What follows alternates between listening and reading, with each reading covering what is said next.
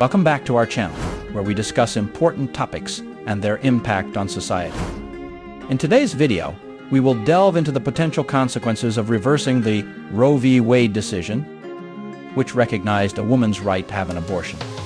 Specifically, we will address the concerns raised in a recent text about the impact on pregnancy statistics and the need for comprehensive healthcare access. African American women of childbearing age lead the whole world in deaths due to complications relating to pregnancy or childbirth. Additionally, Black women in the U.S. are 2 to 3 times more likely to die than white women, regardless of education or socioeconomic status. The U.S. maternal mortality rate is higher than that of other wealthy countries. Systemic racism is identified as the root cause for the disparity, with pre-eclampsia being recognized as the primary culprit. Exciting news as of July 3, 2023, reveals the development of a new blood test for pre-eclampsia. This test has the ability to predict early signs of the dangerous condition weeks before it develops. The test is particularly effective at identifying women who are most at risk of developing the severest form of pre-eclampsia. The PLGF, placental growth factor, blood test represents the first major advancement in diagnosing pre-eclampsia since its discovery over a century ago. Pre-eclampsia is a dangerous pregnancy condition that affects 1 in 25 pregnancies in the U.S. It can lead to high blood pressure, organ damage, and even death. However, with the new blood test, early signs of pre-eclampsia can now be predicted before it manifests in the body.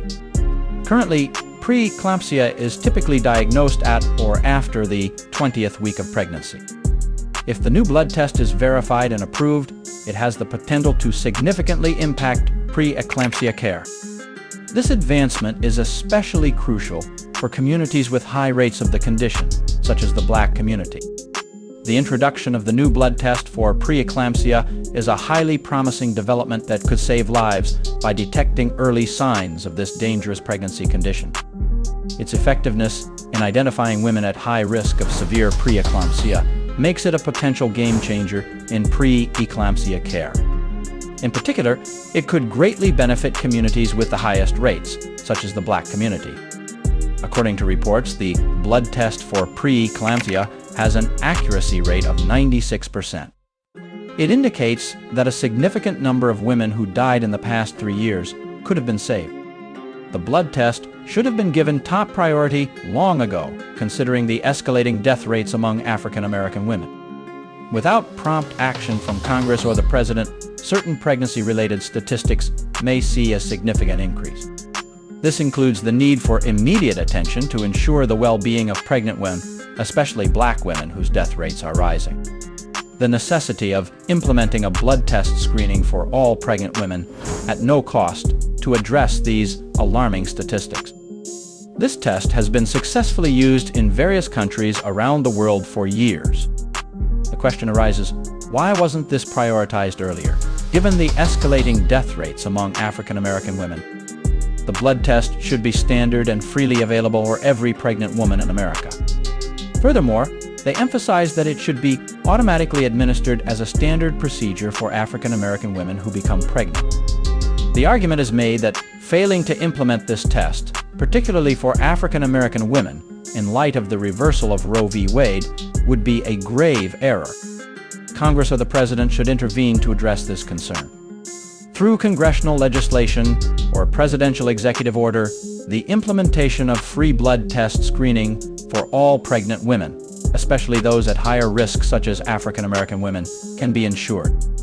The U.S. government, including the President, can take several steps to address the issue of pregnancy-related deaths. Here are a few steps the U.S. government can take. Number 1, legislative action. The government can work towards enacting legislation that focuses on improving maternal health care and reducing pregnancy-related deaths.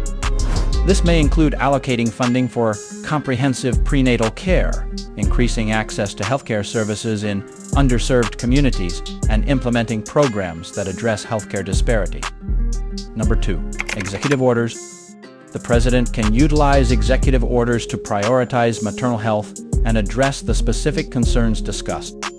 For example, an executive order can mandate the implementation of free blood test screenings for all pregnant women, especially those at higher risk, such as African American women.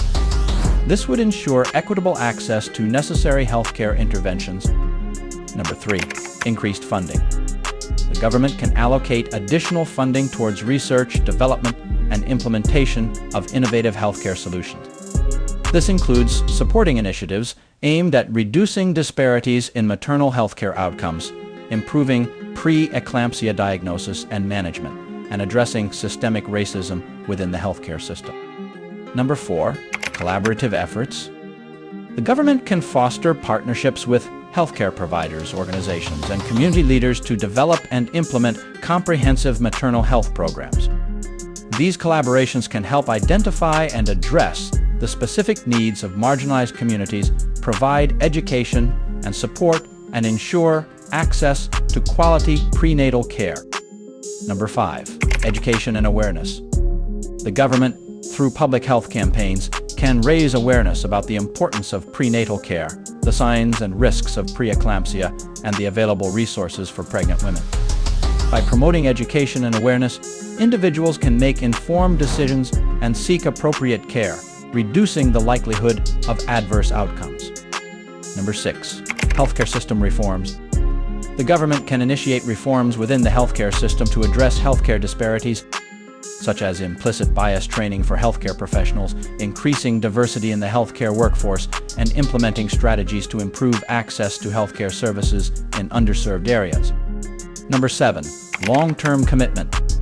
The government should demonstrate a long-term commitment to improving maternal health outcomes by prioritizing ongoing monitoring, evaluation, and adjustment of healthcare policies and interventions. This ensures that progress is sustained and that the needs of pregnant women, particularly those at higher risk, are continually addressed. By taking these steps, the U.S. government can work towards reducing pregnancy-related deaths, improving access to comprehensive prenatal care, and addressing the concerns raised in the discussion to ensure equitable health care for all pregnant women. The broader issue at hand is the disparity in healthcare outcomes and access. Addressing these disparities is essential to safeguard the well-being of marginalized communities. The implementation of new healthcare interventions requires careful consideration, including scientific validation, cost-effectiveness, accessibility, and ethical implications. In conclusion, the potential reversal of Roe v. Wade raises significant concerns regarding reproductive healthcare access. The focus on implementing a blood test screening for pregnant women, particularly for African American women, is a crucial step towards reducing healthcare disparities and ensuring equitable access to care. Thank you for joining us in this discussion. We hope it has shed light on the potential impact of reversing Roe v. Wade and the importance of comprehensive healthcare access. If you found this video informative, please like and subscribe to our channel for more content on important social issues. Remember, understanding and empathy are crucial in addressing these matters.